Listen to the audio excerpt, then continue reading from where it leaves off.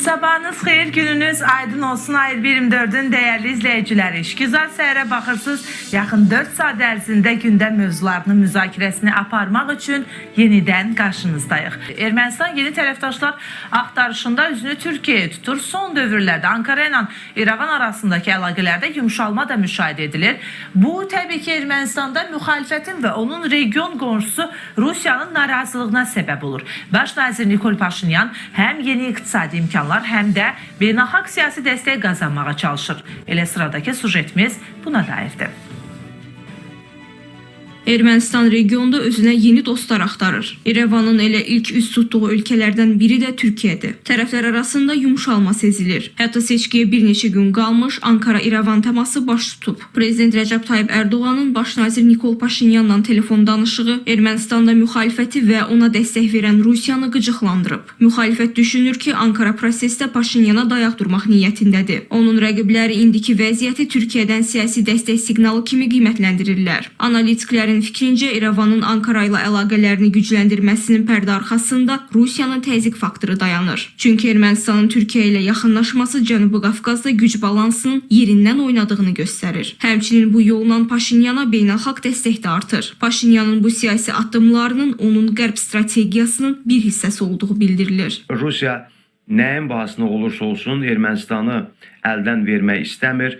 Cənubi Qafqazda güc balansını, siyasi balansı qoruyub saxlamaq üçün Ermənistandan yenə də müxtəlif məqsədlər üçün istifadə etmək istəyir və Rusiya çalışır ki, Ermənistan təsir dairəsindən uzaqlaşmasın. Son günlərdə Rusiya hökumət nümayəndələrinin bəyanatlarından da görünür ki, Ermənistana qarşı çox ciddi təzyiqlər və baskılar var. Rusiya hökuməti Ermənistandan kənd təsərrüfatı məhsullarının alınmasına müəyyən embargolar da qoyur. Son aylarda tərəflər arasındakı münasibətlərin yumşalması nəzərə çarpır. Sərhədin açılması ilə bağlı danışıqlar davam eləyir. Bir müddət əvvəl Ermənistan Təhlükəsizlik Şurasının katibi Armin Qriqoryan bildirib ki, Ankara və İrəvan üçüncü ölkə vətəndaşları diplomatik pasport sahibləri üçün sərhədin açılması barədə əvvəlki razılaşmaların icrası üzərində işləyirlər. Bundan başqa ticari əməkdaşlıq da müzakirə məsələlərindəndir. Elə mayda Türkiyə Xarici İşlər Nazirliyi açıqlayıb ki, İrəvanla birbaşa ticarətin başlaması üçün bütün bürokratik hazırlıqlar yekunlaşıb.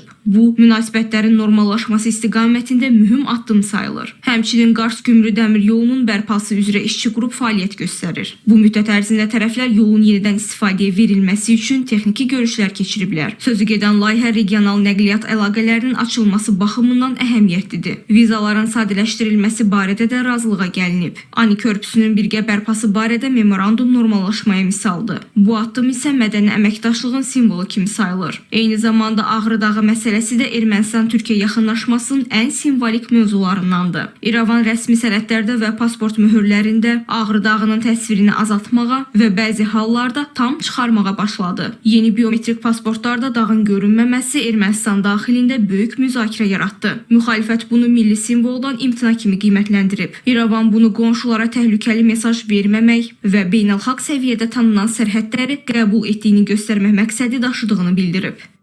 Ermənistan Türkiyə ilə normalleşirsə, Azərbaycan ilə kalıcı barış yaparsa, başta enerji hinterlantı və transit geçiş olmak üzere bölgesel ticaretten de azami istifade edebilme imkan ve kabiliyetleri elde edebileceğini anlayan bir Paşinyan yönetimi vardır. Rusya bundan endişe duymakta ve Ermenistan'a Türkiye mi, Moskova mı seçimiyle karşı karşıya kalması için psikolojik baskılar, ekonomik ambargolar uygulamaya aldığı da görülmektedir. Ermənistan var olabilmenin yollarının Türkiye ve Azerbaycan ile iyi komşuluk ve dostluk ilişkilerinin gelişmesine bağlı olduğunu anlamış durumdadır. Analitiklərin fikrincə Paşinyanın normallaşma siyasəti onun Rusiyanın ardıcıl təzyiqləri ilə üzləşməsinə səbəb olur. Nəticədə İrəvan yeni müttəfiqlər axtarışına çıxır. Türkiyə ilə yaxınlığın İrəvana bir sıra iqtisadi üstünlüklər gətirəcəyi bəllidir. Ermənistan üçün bu yaxınlaşma yeni ticarət marşrutlarının açılması və qərb bazarlarına çıxışın genişləməsi kimi imkanlar yarada bilər.